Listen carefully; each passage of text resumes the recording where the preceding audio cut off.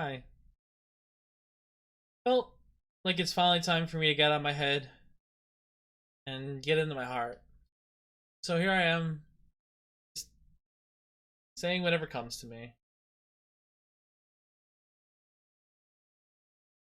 I am a human being who's never felt like I've belonged.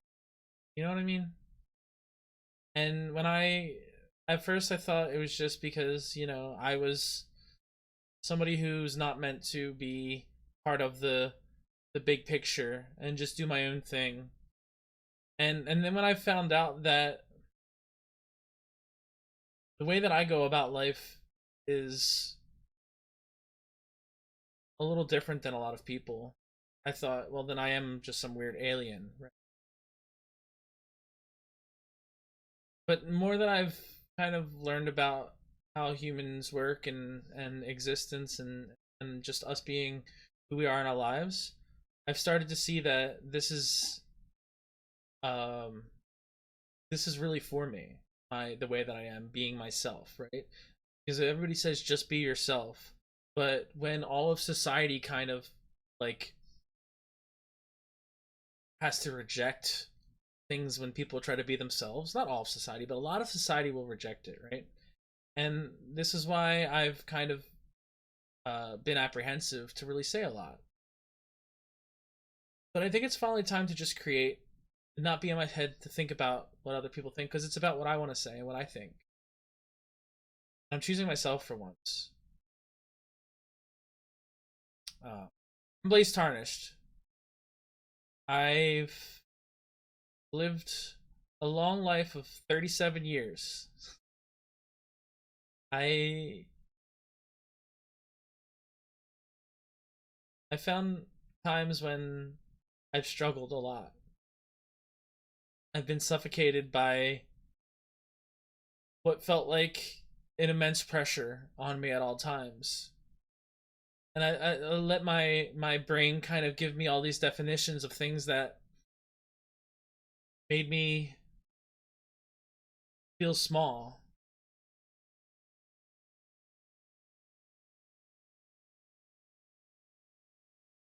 We see people who are, very successful in their lives and in their, their progression of life. And if they've got it all figured out, that's great. But then there are people who don't, right? And this is a large spectrum of people who are homeless, who are, maybe living in a place that doesn't suit them, like their grandmother's basement, right? I was in a relationship for 10 years and I was really happy in that relationship. I felt like, I had purpose from that relationship. Um between the ages of 20 and 30. I, you know, I've always loved others. I've always I always have a default of just like loving someone. And my love can be very strong. I could feel love run through me like a freaking train, you know? Usually it's an amazing feeling, but then there have been times when, for example, after that relationship, that I felt like that train crashed. Like I felt like I was just laying on those tracks and getting run over by that train.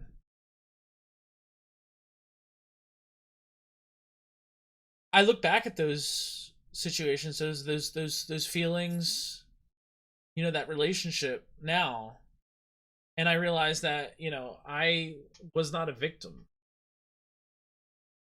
Um and neither was she, you know? Um we both were just being ourselves, and there are times when it clashed because we weren't being ourselves, and I don't know the whole dynamic to it, and I don't think we're supposed to know the whole dynamic to it, but what I'm getting at is, you know from that relationship that I had, I've taken my negative experiences and kind of reflected on them to see why, why I reacted the way I did, or why I felt the way I did. And the more I do, the more it's helped me kind of feel connected to a more universal understanding of how the world works. You know, and I've tried out different hallucinogenics and things that, like, nothing too crazy, but like, for example, edibles, they've been something that have helped me with, anxiety, and helping find a better headspace to be in when I, would uh,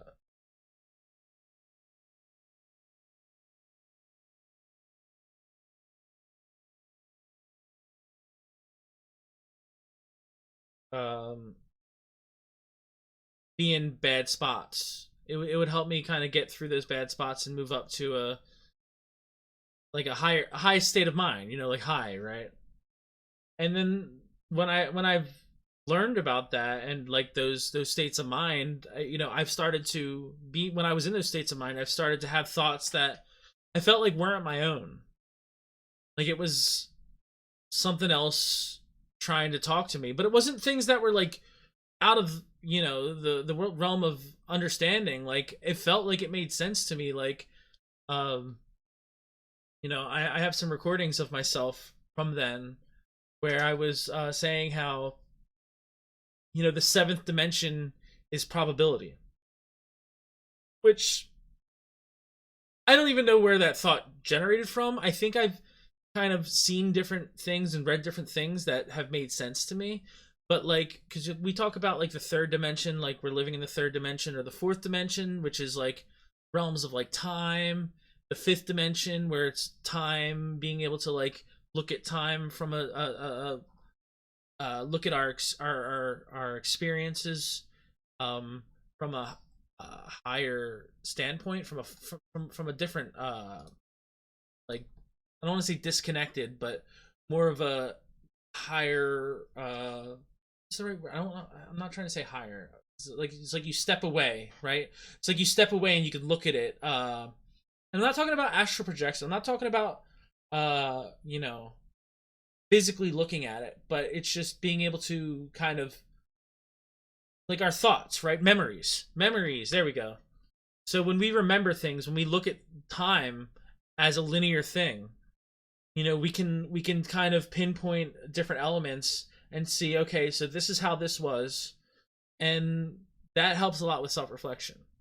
And that's one thing I started to do a lot, which has helped me um alchemize my um more things. It's like when you're learning, right? One thing that I've had problems with was learning for a lot of my adult life. And we're gonna get into video games now. So, games that I've kind of uh you know molded my channel around: Elden Ring and Dark Souls, right? Souls likes games. When I first played Dark Souls back in whatever it was, 2013, 2014, I I sucked at it. I made it, like, if you know the bosses, right? Like I made it to the Minotaur. I was able to beat the Minotaur by jumping on him from the roof, and then I was able to figure that out. But then the gargoyles, wasn't even able to defeat the gargoyles, which are very early bosses in the game. And I tried to explore and do other things, and I just ended up giving up on the game. It's because I didn't learn. I didn't take time to learn the bosses. Really was one of the main issues. I would just kind of run at it like running into a wall, you know. And when doing that, I've found that um, it didn't really lead to uh, it didn't lead to me learning anything. It just led to me dying over and over again, and I got fed up with it. At that time, I didn't have patience. Um, but that's one thing that my relationship helped me with a lot, was patience. Um, so when I did, you know, when Elden Ring came out, I was a little more patient, and I was able to beat some of the bosses. I beat Margit, I beat Morgott, yeah, and a few of the other bosses. But it's funny because there was what's his name? I can usually remember his name, but he's the worm in the mines at the end of not Limgrave, the next area. Sorry, I actually need to get back to Elden Ring. I haven't played it in a while, so I don't have all these places memorized on top of my head. But you probably know who I'm talking about when I was talking about the worm at the top of the mines before you get to Altus, right before you get to Altus, and I made it to that point. I gave up on the game, and I said, I guess these games just aren't for me. These Souls likes weren't for me. This was back in 2021, maybe 2020. Whenever Elden Ring came out, I had bought it, and that's Ditto. I had more experiences after that. This was after my relationship. Like I said, I had patience at the time, but I still wasn't. I still didn't know how to learn. I still didn't learn how to play the game. And I don't want to say that that's a me problem, but it kind of was a me problem, right? Because I forgot how to learn. Um, Regardless, though, I went through more situations where I was, I had a relationship where things were going well, and I ended up, kind of breaking down and having all these problems because I didn't listen to some of the things that she was saying. Um, and I didn't take accountability for a lot of the things that I did. And I had to, kind of go through that heartbreak again because like I said, I still do love, and I did love her, and I still do love her, even in like a non conditional way. Like I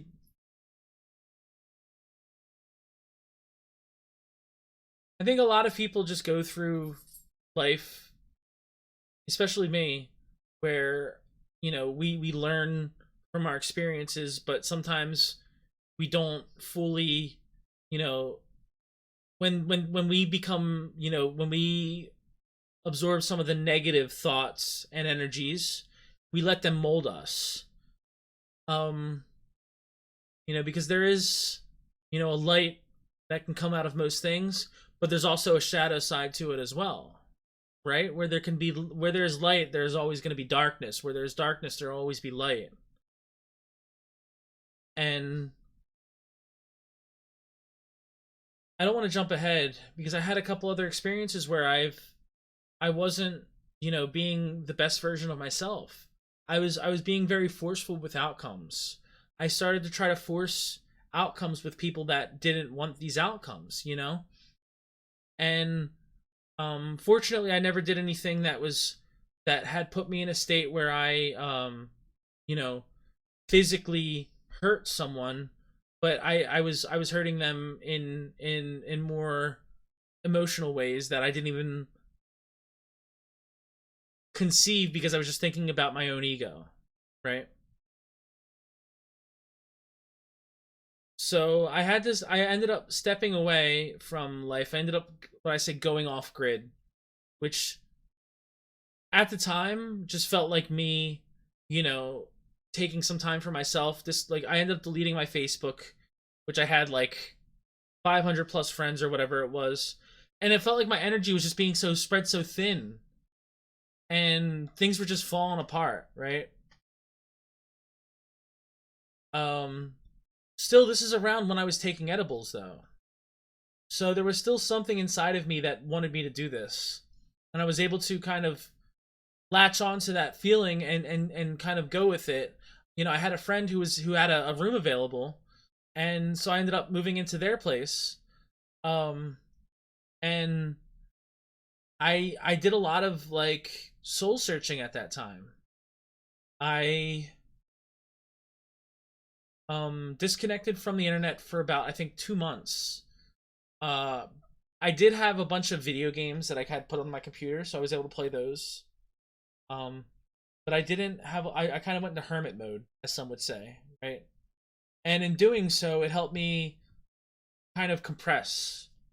And in compress, I kind of went back inside and found like my inner child, which helped me start to realize where I was, what things that made me happy, things that I enjoyed, things that I loved, and kind of focus on those instead of focusing on other people. And that's another thing I didn't really mention yet. I was a chronic people pleaser for a lot of my life. And I had always done it because it was a very selfish way for me to find satisfaction from others. Um, by putting a guise on it that I'm doing it to help them. And don't get me wrong, I think being a good person does require some people pleasing to an extent. Um, but there's a balance with everything. Um, I was in this show the other night, where I didn't want to admit that I had just woken up because it was like taking place at 10 p.m. So I ended up just coming up with live the things I did that day. And to me, it didn't matter. You know what I mean? I was like, well, it's okay if I just say this. Because I've done these things before. I just didn't do it today because I was sleeping. But that. I'm getting confirmation burps. That's good. Well, maybe it's because I just drank water. But,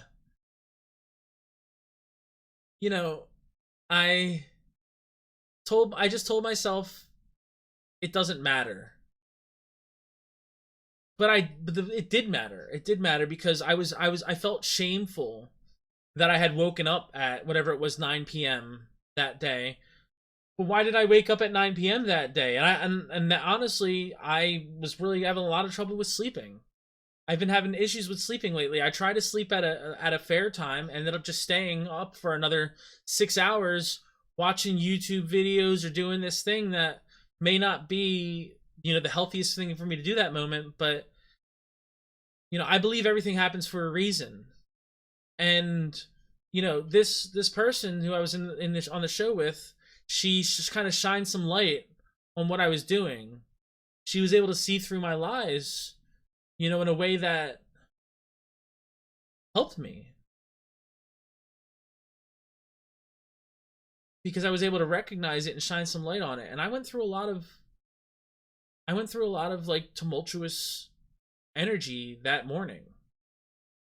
Because I felt like I was, I'm broken, but I haven't even gotten to the positive parts of my journey yet. I'm jumping ahead a little bit. So let me jump back for a moment. When starting my streaming career as Blaze Tarnished here on, well, it was on Twitch and I posted my videos to YouTube. I started to reflect more. Like I said, I was learning from I was learning to learn again was the first thing. I was teaching myself and learning how to edit videos or edit different shorts and things like that. I was getting to play a game that I told myself was like kind of on my bucket list in a sense. And so by playing through it, I ended up watching a YouTuber actually he was a YouTuber and a Twitch streamer who played Elden Ring as well. And he was like saying how like he was a newer player to the game. He's not completely new, but he was putting a lot of points into vitality.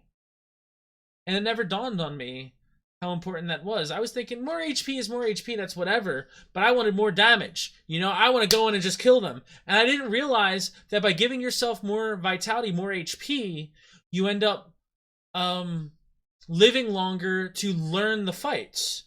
and by being able to learn your timing on rolls and stuff like that, it does help you improve as a player in that game. And so I started playing Elden Ring on Twitch. It was, I want to say, August. It was like, I think, the beginning of August of 2024. I started playing Elden Ring, and in September of 2024, I beat the main game, and I ended up getting the DLC and started playing through the DLC. And I remember I beat the DLC, like, I think it was the day before they came out with the Radahn update, right? And so I defeated Consort Radahn, and shortly after that, they had nerfed him to be easier to kill. And that was a big point of pride in my life, a big sense of pride that I had, that I was able to do that. When talking about that pride, I feel a little apprehensive because, pride is somewhat frowned upon, but at the same time, it's okay to be proud of your moments at times. And that was a big moment in my life. It was a game that I was not able to even get halfway through, so many years before, but in only a couple months, I was able to achieve a goal that, I didn't realize how much it would change my life. I cried. I remember I cried when I beat it too, because that was such a big deal to me. Um, since then, I've played other Souls likes. I've worked through Lies of P, another, what was it, another Shark's Treasure or something like that. I forget the name of it. That one, and then I played Dark Souls 1, and I ended up beating Dark Souls. Then I played Demon Souls. I beat Demon Souls. Then I played Dark Souls 2. Dark Souls 2 was where things really started to change for me. When playing through Dark Souls 2, there's a moment you could probably pull up on my Twitch channel. It's a clip. It's like um the like featured clip on my YouTube channel where, I'm going through the one of the early caves of the game, and you see all these people killing themselves. And I just was like, man, why are all these people doing this? And I get up a little bit further. Not even like, 30 seconds later, there's a bright light shining out through the other side of the cave. And it's beautiful. It's absolutely beautiful, breathtaking feeling to see that. And it was a really spiritual moment for me. At the same time, there was a song playing. I don't even remember what the song was, but the song was also being very synchronistic. And there were other synchronicities that I've experienced up until this point, but that was one of the most, like, pivotal synchronicities that I experienced. Why am I saying this? Like I said, I've since I went off grid, I've noticed that I kind of, since I compressed and then decompressed and kind of, what they say, actually, compression is the opposite of depression, right? So by compressing, going inside, finding the things that are really valuable to you, or the feelings that you are searching, it can help you,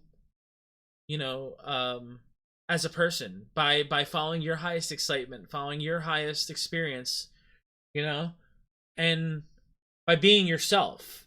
And I think everybody hears be yourself. But what if you don't know what yourself is? What if you don't know yourself, right? And that was a lot of I had a lot of, like, imposter complexes and things that were going on, that after I had kind of went off grid, and at this point I feel like I disconnected from the matrix that we were living in. I was able to then discover myself, who I am, And this has all been a journey for me, in becoming the best version of myself, you know. And this is still part of the journey. Even me putting out this video, I've been feeling like I was scared, like I had, to keep things a secret or keep things away from the public, and I had to just tell myself, that that's no longer relevant, and I want to get my thoughts out. I want to get my feelings out.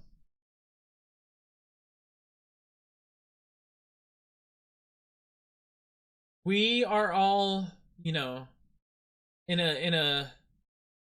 I think everybody has a inner yin and yang to them, where they have the positive and the negative, and because I don't think anybody is strictly evil, but I don't think anybody is strictly good either. We all have our dualities, and it's not even just about dualities. It's more of a like a triangle in a sense. Um, because we have our, depending, like, whatever your gender is, I don't think really matters here, but we have our masculine and our feminine sides that, especially within society these days, men are expected to be men, and you want to be the manliest man, and you don't want to be feminine, you don't want to have a feminine side, and that's weird. We're not, that's not how we're designed.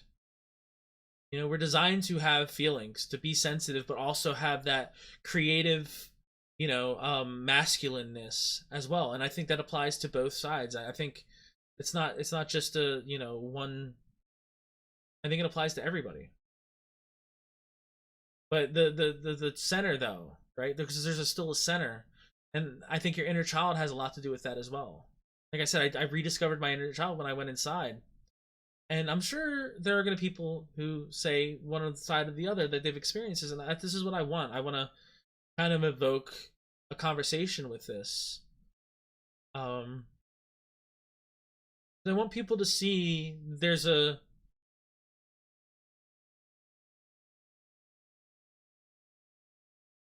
duality to all this. When people find someone who, makes them angry or upset, it that those feelings come from somewhere, you know? And if you can identify where that's coming from, maybe you won't be upset next time. And this is all part of my learnings and things that I've kind of discovered as I went along this journey. I'm not telling people that, they should listen to me or do what I'm saying. I want you to discover everything on your own. But, you know, it comes down to us listening to ourselves first. Whether or not you're going to agree with me is not going to affect how my message is going to be. You know what I mean? The energy that I'm putting out is going to be there regardless, and it's going to be the same energy whether it's an attack or a blessing, right? Regardless of what it is. I felt called to put this message out here for the sake of love. Because that's what this whole thing has been about, man. Especially with me. Like I said earlier in the video, like, I love hard, man.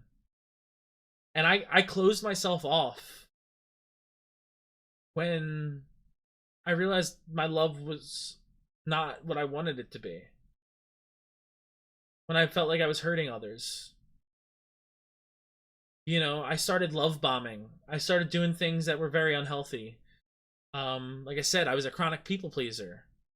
And I didn't realize, how much that is, when you put that energy on people, how much that can cause them to kind of feel like they have an obligation to, excuse me, to reciprocate those feelings.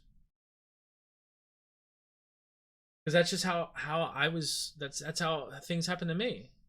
You know, I was just doing what I felt was right.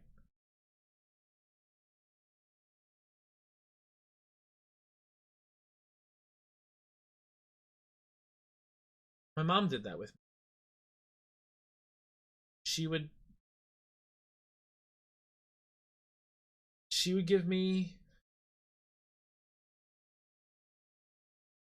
my mom would give me, all the things that she could, even though, it was hard for her too. She I haven't really talked about her.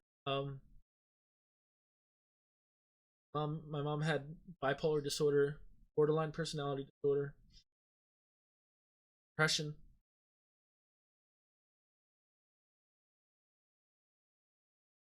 And me as a kid, I saw these things. I didn't know how to help her. So I kind of separated myself from her for a lot of my life. And when I turned 18, she moved away. And she offered me to come with her and I didn't want to. I wanted to stay. I had friends here, That's what I made a decision. But I felt like she had abandoned me, leading me to have this disdain toward her. Me, someone who loved so hard, felt like I hated my mom. And then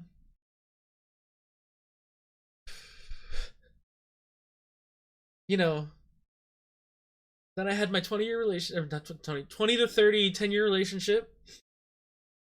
And she came back to where I live, she not completely, but she was within like range of me, and I saw her a few times, even after my relationship.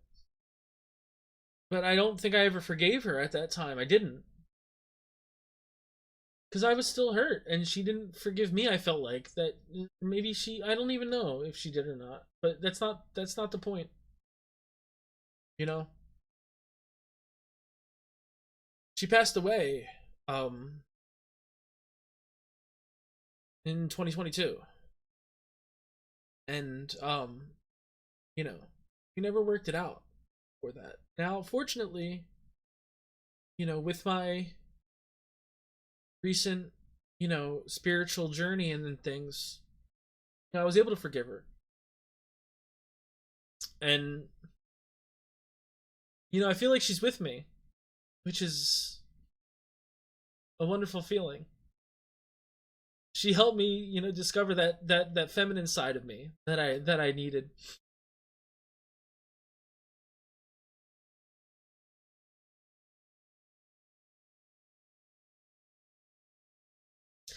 But yeah, so I'm just here talking.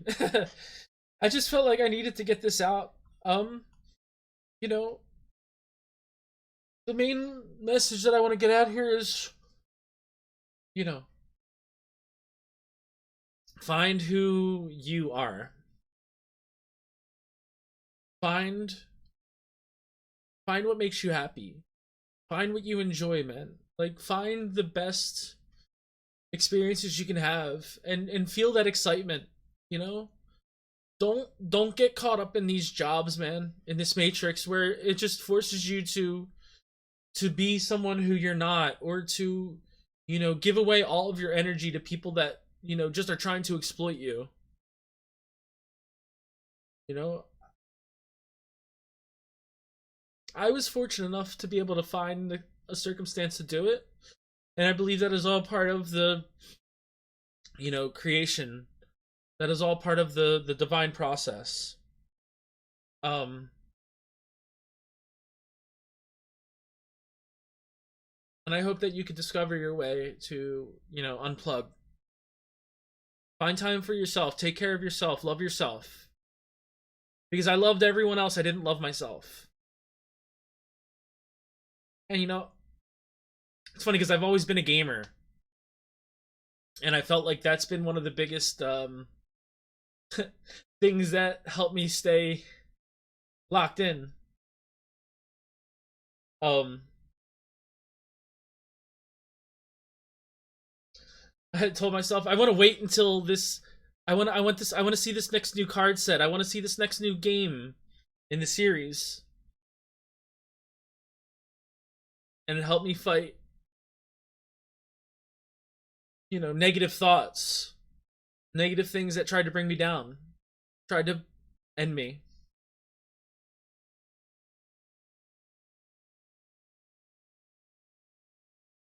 So,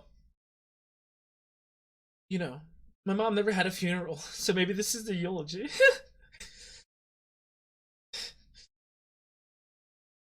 Anyways,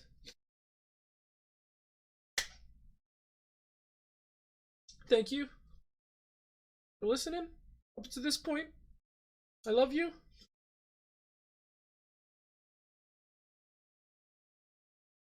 And just understand that there's more, man. There's more to this life. There's beautiful things that you can discover. Sometimes it just takes, you know, it just takes finding that childlike wonder and excitement. Maybe you'll discover that you have a purpose that is very important to the people in your life and the people around you. Sorry. But thank you for listening. I hope that this message can help at least one person.